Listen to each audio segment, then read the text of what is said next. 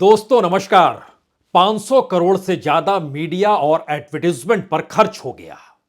1000 करोड़ से ज्यादा पब्लिसिटी पर खर्च हो गया, जिसके दायरे में झंडे भी आते हैं, बैनर भी आते हैं, मुखौटे भी आते हैं और रैलियां भी आती हैं।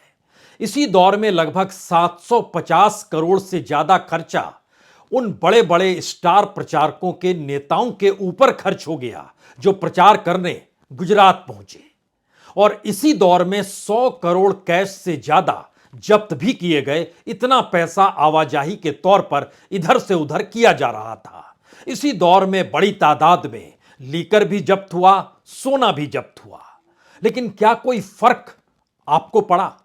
हमने करोड़ों का जिक्र किया और कोई फर्क आप पे नहीं पड़ा, क्योंकि यह इंडिया है, यह भारत है, यह मोदी सत्ता का काल है, यह अमृत काल है। और इसका जिक्र इसलिए जरूरी है कि समूची दुनिया में जिस वक्त तमाम कॉरपोरेट अपने नेटवर्थ को लेकर, अपने धंधे को लेकर परेशान है कि रिसेशन का दौर है, मंदी आ रही है, माल बाहर जा नहीं पा रहा है, बिक नहीं पा रहा है, देश के भीतर लोग खरीदार के तौर पर निकल नहीं पा रहे हैं, यानी कंज्यूमर गायब है, उसी दौर में भारत के भीतर में फोर्ब्स की लिस्ट बतलाती है कि 100 जो रईस हैं उनके नेटवर्थ में बढ़ोतरी हो गई। और यह बढ़ोतरी 2 लाख करोड़ से ज्यादा की है। इसी दौर में दुनिया के ऊपर एक रिपोर्ट भी निकल कर आई, जिसने पहली बार बतलाया कि भारत दरअसल गरीब देशों का एक कैपिटल है। यानी दुनिया के भीतर तमाम गरीब लोगों को अगर एक देश के तौर पर देखा जाए तो भारत में उनकी तादाद सबसे ज्यादा है। और भारत ने नमीबिया को भी पीछे छोड़ दिया है, जो अफ्रीकी कंट्री है और एक वक्त वही कैपिटल के तौर पर जानी जाती थी।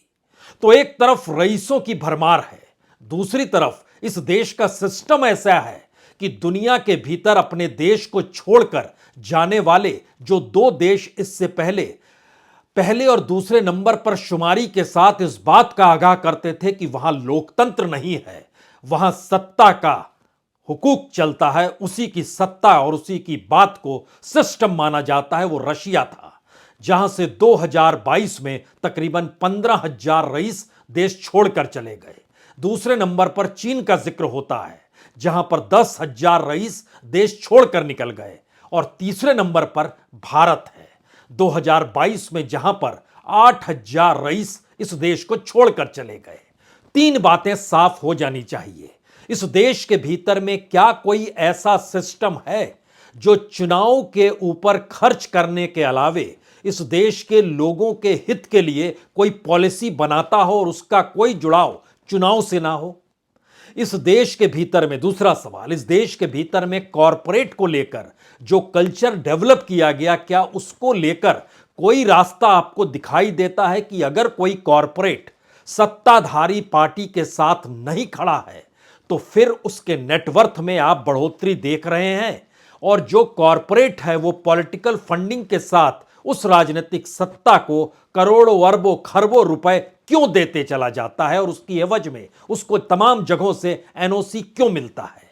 और तीसरा सवाल, क्या इस देश के भीतर में कोई बेसिक इंफ्रास्ट्रक्चर सिस्टम काम कर रहा है जिसमें कहा जा सकता है कि किसी के पास अगर पैसा है तो वह उस सिस्टम का उपभोग कर सकता है, या सिस्टम ही नहीं है? क्योंकि भारत अगर दुनिया में अब तीसरे नंबर पर आकर खड़ा हो गया, जहां पे इस देश के बिलियनियर्स इस देश को इसलिए छोड़ रहे हैं क्योंकि यहां बिजनेस करना मुश्किल है। यहां पे बिजनेस करके कमाने के बाद इस देश में एजुकेशन मिल जाए, हेल्थ मिल जाए, हेल्थ सेक्टर से जुड़ी हुई सुविधाएं मिल जाए, या फिर इस देश के भीतर में कोई ऐसा सिस्टम हो जहां पे पॉलिटिकल करप्शन सामने ना आ पा रहा हो, तो क्या उससे मुक्ति इस देश में नहीं मिल सकती है?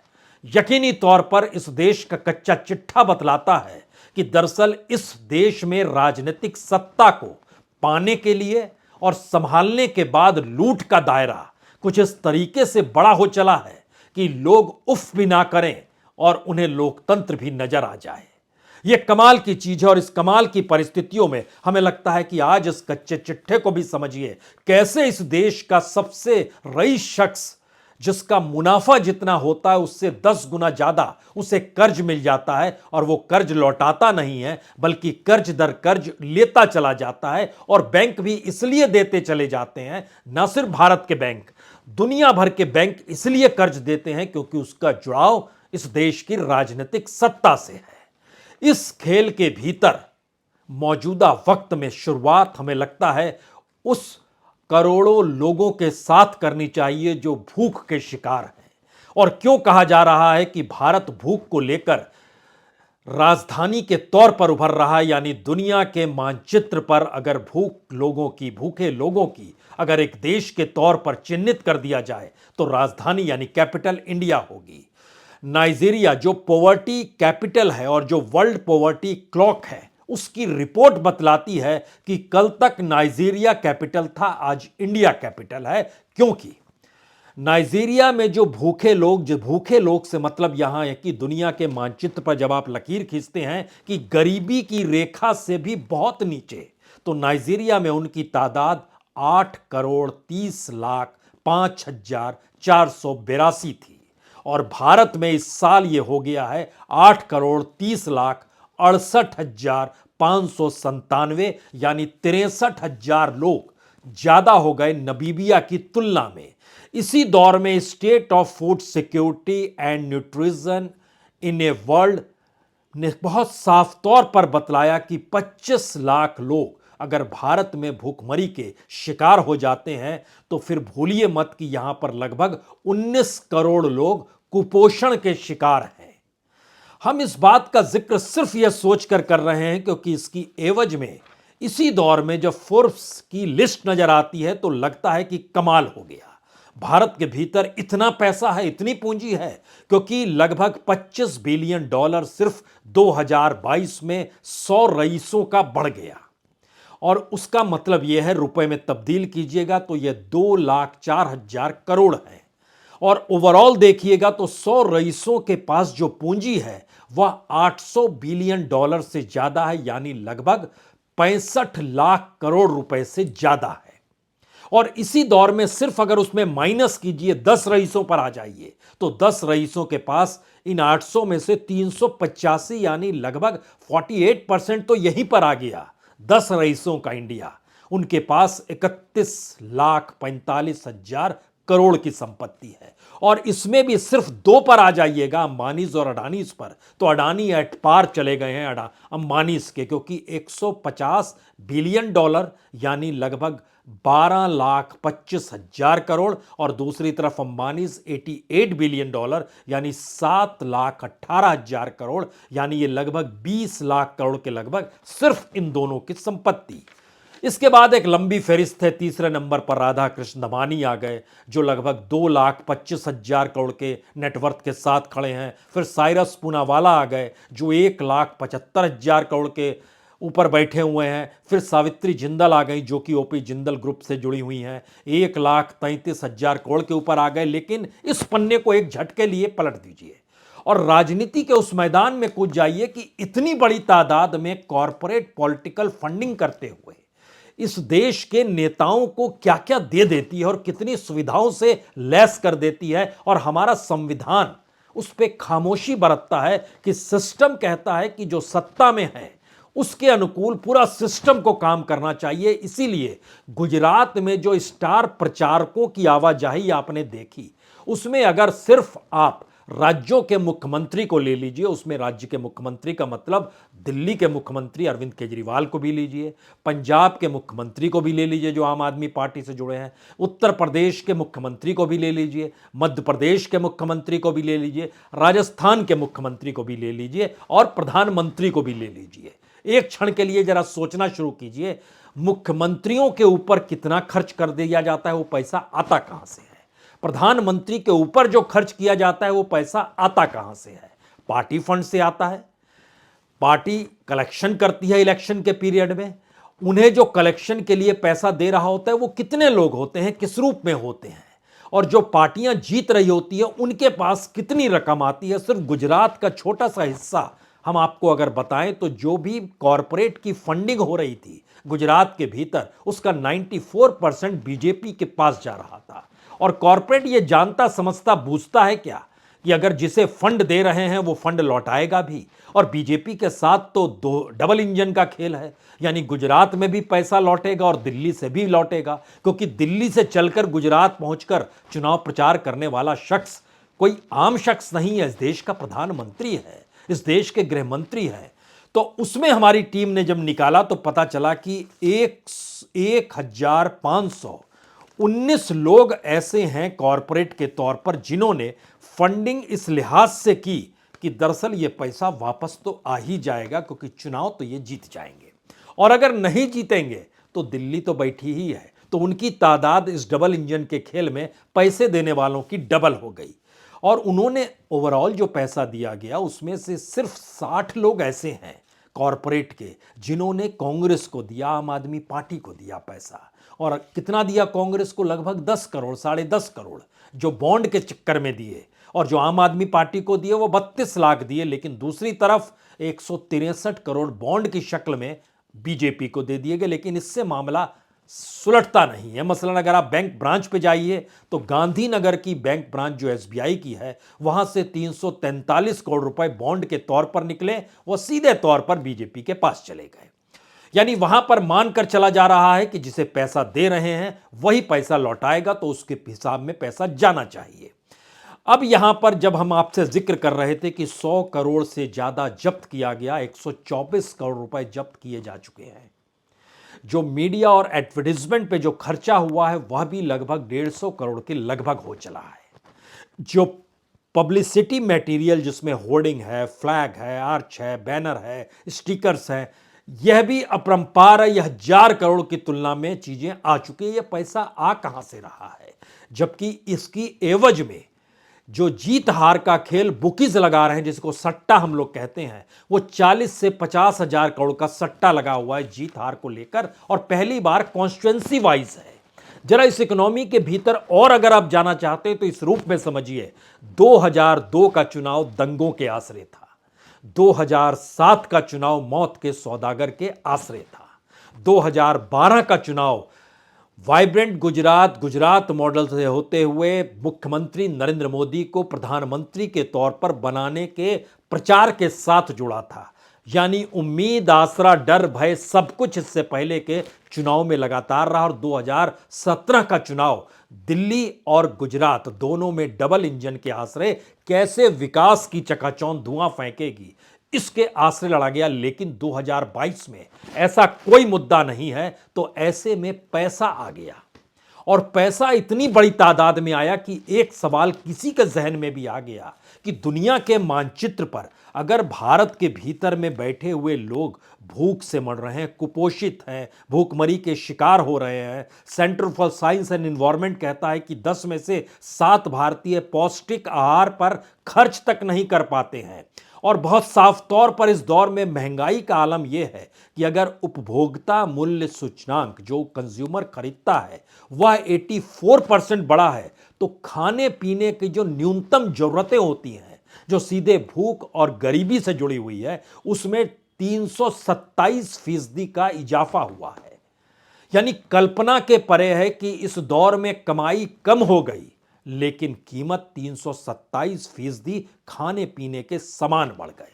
और शायद इसीलिए भारत दुनिया के जो इंडेक्स का चक्कर शुरू होता है ना, कि हंगर इंडेक्स पर हमारा जिक्र होता है, 101 नंबर पर है। मानव विकास सूचकांक जो यूनाइटेड नेशन का है उसमें हम 131 नंबर पर आ जाते हैं। विश्व की खुशहाली का जिक्र होता है तो पता चलता है भारत 136 नंबर पर है। इकोनॉमिक इंडिपेंडेंस, आर्थिक स्वतंत्रता का जिक्र होता है तो पता चलता है भारत 121वें नंबर पर है। यानी सारे रईस इस दौर में और रईस हो रहे थे, गरीब और गरीब हो रहे थे।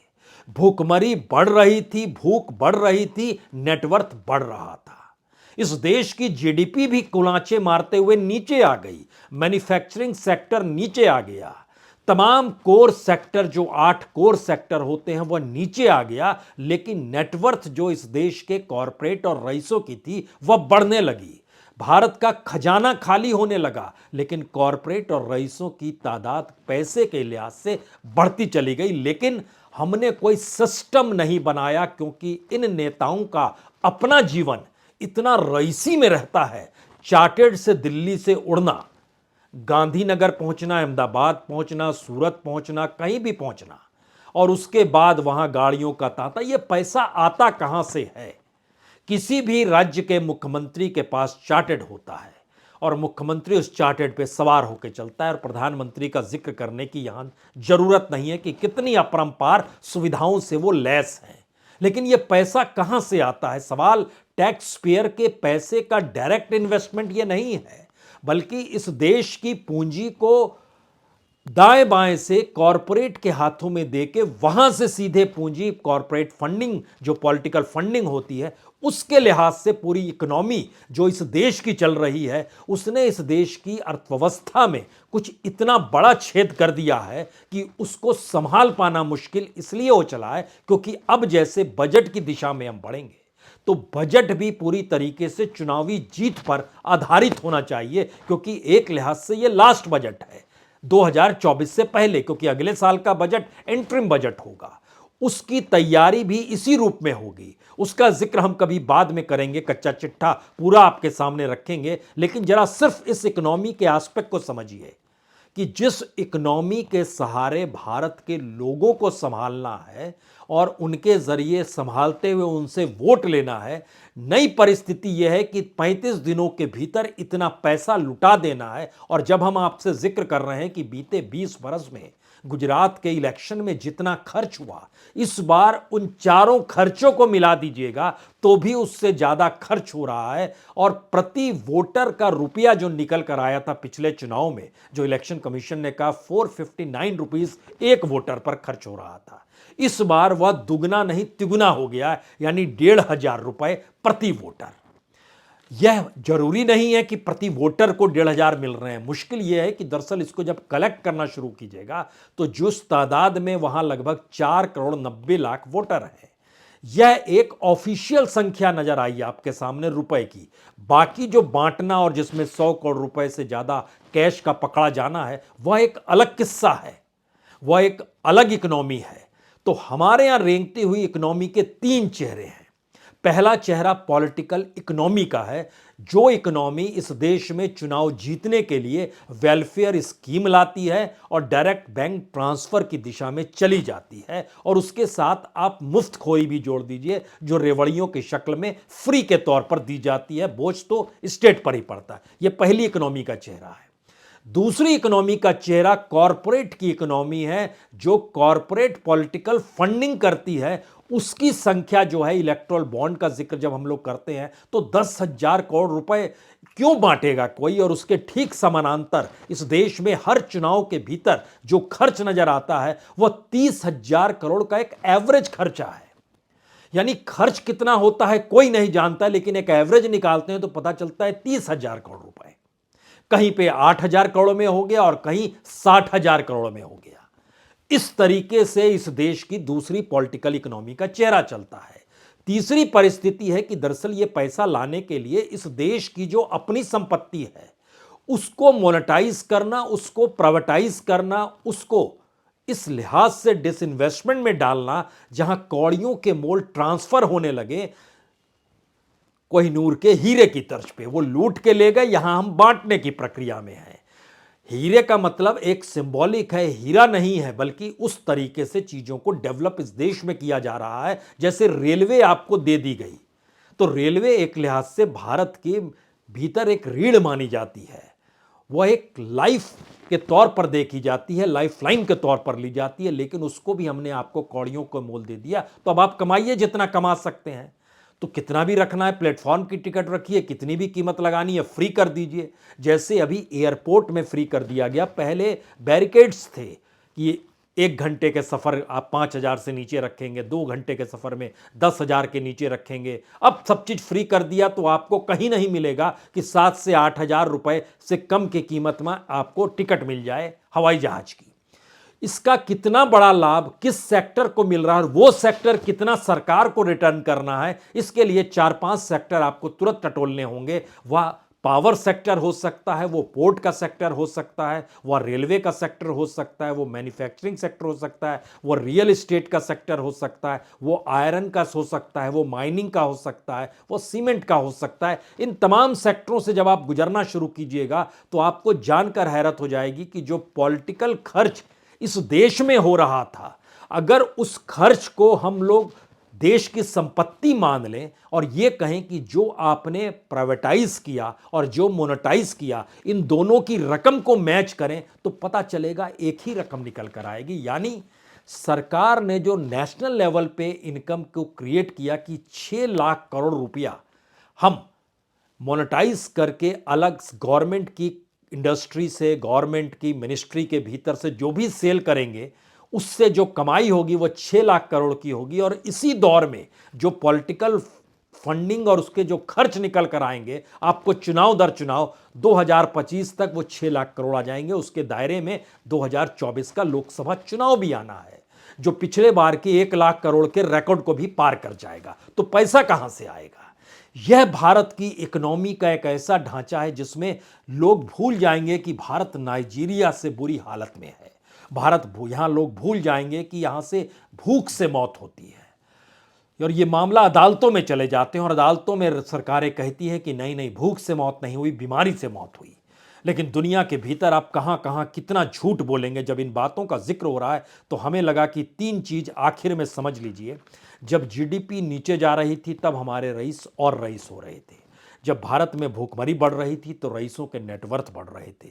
जब दुनिया में मंदी आ रही थी तो भारत में इस बात का जिक्र क्यों किया जा रहा है कि यह मंदी का असर नहीं होगा, जबकि सबको पता है कि दुनिया भर में जो रोजगार का संकट हुआ है, नौकरियों से निकाले जा रहे हैं, ये व्हाइट कॉलर की एक पूरी कतार है और उसका असर किस रूप में होने वाला है, इसको सिर्फ सचेत करने की जरूरत है। और डब्ल्यूटीओ ने खुले तौर पर कह दिया है कि अक्टूबर के महीने में एक्सपोर्ट फिर भी ठीक था, लेकिन अब आप एक्सपोर्ट नहीं होगा क्योंकि दुनिया के बाजार में एक्सपोर्ट के माल की जरूरत नहीं है, क्योंकि लोग खरीदार के तौर पर नहीं है। और ये यूके हो या यूएसए हो या पूरा यूरोपीय यूनियन ही क्यों ना हो, हर जगह अगर ये संकट है तो आपके सामने मुश्किल है कि इकोनॉमी संभाले कैसे। लेकिन इस बिगड़ी हुई इकोनॉमी या कंगाल देश के खजाने का असर आप चुनाव में नहीं देखेंगे, क्योंकि भारत के भीतर की पॉलिटिकल इकोनॉमी जो है बड़ी मजबूत है और उसका जो पूरा सिस्टम का कच्चा चिट्ठा है वो कुछ इस तरीके से चलता है कि जो